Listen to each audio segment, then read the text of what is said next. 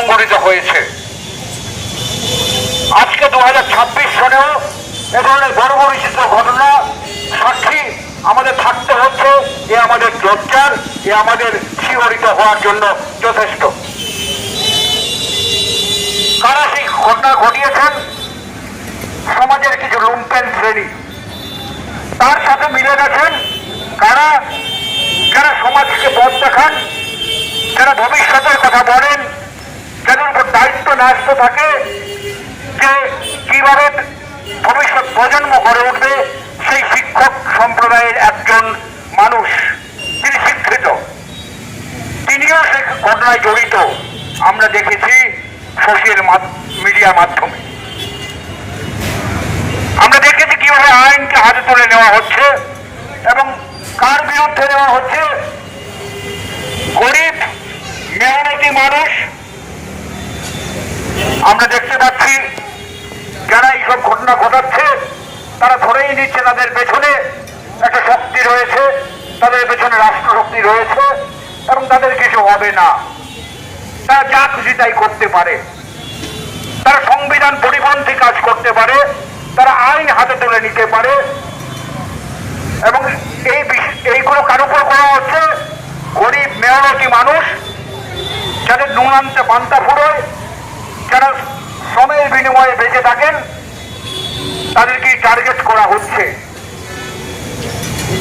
আমরা যারা ভারতবর্ষে থাকি আমরা জানি যে দেশের সংবিধানে যেসব কথা লেখা আছে তা আমাদের সবার জন্য প্রযোজ্য। সংবিধানের মৌলিক অধিকারকে কেউ খর্ব করতে পারে না। কিন্তু আশ্চর্যজনকভাবে আমরা দেখলাম যে কিছু সংখ্যক মানুষ ঘোড়া বন্দুক নিয়ে, লাঠি নিয়ে রাস্তায় বেরিয়েছেন এবং সেই গরিব মেহনতি মানুষকে একটা মিথ্যা কথা বলে একটা আশিলায় তাকে মারা হচ্ছে, তাকে মব লিঞ্চিং করা হচ্ছে। এই মব লিঞ্চিংকে আমরা ধিক্কার জানাই, আইন হাতে তুলে নেওয়াকে আমরা ধিক্কার জানাই।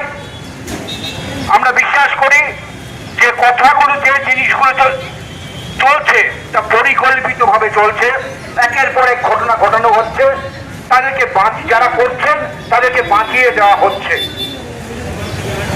সেটা শান্তিকামী মানুষের জন্য, সাধারণ মানুষের জন্য, ভয়ের জন্যই যে লুম্পেনরা মাথা চাপা দিয়ে হচ্ছে এবং ক্রমশ তারা ভাবছে যে তাদের পেছনে একটা শক্তি রয়েছে, তাদেরকে বাঁচানোর জন্য রাষ্ট্র রয়েছে এবং তাদের সাথে মিশে যাচ্ছেন কারা? যারা শিক্ষিত সমাজের প্রতিনিধি। সেটা সবচেয়ে ভয়ের কারণ। শিক্ষিত সমাজের প্রতিনিধি যারা রয়েছেন তারা ওই সব সংবিধান বিরোধী কাজ, তারা সাধারণ মানুষের স্বার্থ পরিপন্থী কাজ তারা করছেন।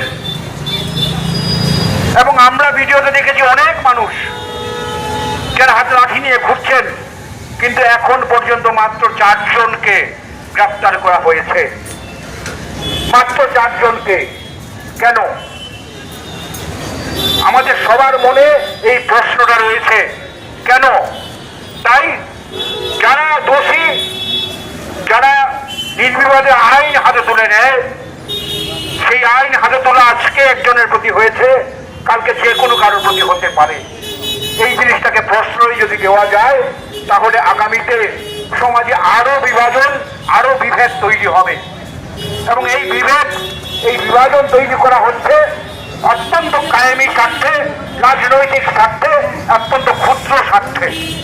সেই বিষয়টাকে আমরা ধিক্কার জানাচ্ছি যে আইন হাতে তুলে নেওয়াকে।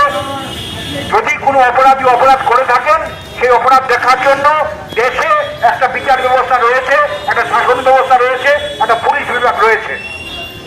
সবকিছুকে অবজ্ঞা করে নিজেই যদি আইন হাতে তুলে নিতে হয় তাহলে সে কি বিভৎস বা দুর্বিষহ পরিস্থিতি আমাদের সামনে তৈরি হবে সেটা ভেবেই আমরা শিউরে উঠছি। দেশের অধিকাংশ মানুষ শান্তিপ্রিয় মানুষ, শুধু নয় দেশের প্রায় সব মানুষ দুষ্কৃতিকারী ছাড়া শান্তিপ্রিয় মানুষ। তারা সংবিধান মানেন, তাদেরকে বৃদ্ধাঙ্গুষ্ঠ দেখিয়ে কি সংখ্যক লুম্পেন এবং কিছু কায়েমি ঠান্ডাবাজ স্বার্থপর মানুষ যদি একসাথে ঐক্যবদ্ধ হয়ে যায়, তাহলে সেই ঐক্যবদ্ধতাকে একটা অশনি সংকেত ঐক্যবদ্ধতা। এই প্রতিবাদী সমাবেশে আমরা সবাইকে আহ্বান করছি, যারা আজকে আমাদের ওপারে দাঁড়িয়ে আমাদের বক্তব্য শুনছেন, আপনারা আমাদের পথের প্রতীক হিসাবে আসুন। আজকে যদি পার্শ্ববর্তী জেলাতে হয়েছে, কালকে আমাদের জেলাতেও হবে। বন্ধুগণ, আজকে আমরা একটা প্রতিনিধি দল আমরা মেডিকেল হসপিটালে গিয়ে দেখা করেছি। আমরা দেখেছি সেই ঘটনার পর যে দুইটি ছেলে আক্রান্ত হয়েছে, একজনের বয়স 15, একজনের বয়স 17। আজকে টিনেজারদেরকে যেভাবে আক্রমণ করা হয়েছে, আজকে 4 দিন পর আমরা দেখলাম এয়ার গান দিয়ে ওদেরকে ফায়ারিং করা হয়েছিল। আজও 4টা গুলি ওদের শরীরের ভিতরে আছে। আমরা সার্জারির এইচওডির সাথে দেখা করেছি, মেডিকেল কর্তৃপক্ষের সাথে দেখা করেছি, তো আমরা জানতে পেরেছি আজকে রাতে সেই গুলিগুলো বের করা হবে। তবে ডাক্তারমশাইরা বলেছেন যে আউট অফ ডেঞ্জার আছে, ওরা কোনো চিন্তার বিষয় নয়। কিন্তু ব্যাপারটা তো শারীরিক ব্যাপারটা চিন্তার বিষয় নয়, ঠিক আছে, সামাজিক ব্যাপারটা কি হবে? আজকে মানসিকভাবে আমরা অনেক পিছনে চলে গিয়েছি। আমরা তো আর এমন জায়গায় বাস করছি না যেখানে তালিবানি শাসন চলছে। আমরা সেই বরাক উপত্যকা আছি যাকে সমগ্র আসামে বলা হয় শান্তির দ্বীপ। তাহলে এটা কিসের শান্তির দ্বীপ? আজকে 4 দিন পরও যদি দুষ্কৃতিকারীরা ধরা না হয়, আজকে আমাদেরকে কাগজে বিরতি করতে হয়, সভা সমিতি করতে হয়, তাহলে আমি দায়িত্ব নিয়ে বলতে পারি এই মঞ্চের পক্ষ থেকে যে আইন এখানে ফেল করেছে। আশ্চর্য ব্যাপার এটাই যে গতকালকে আসাম মন্ত্রিসভার অনেক মন্ত্রীরা শপথ দিয়েছেন, যার মধ্যে আমাদের পাথারকান্দির বিধায়ক কৃষ্ণেন্দ্র পাল মহাশয় আছেন।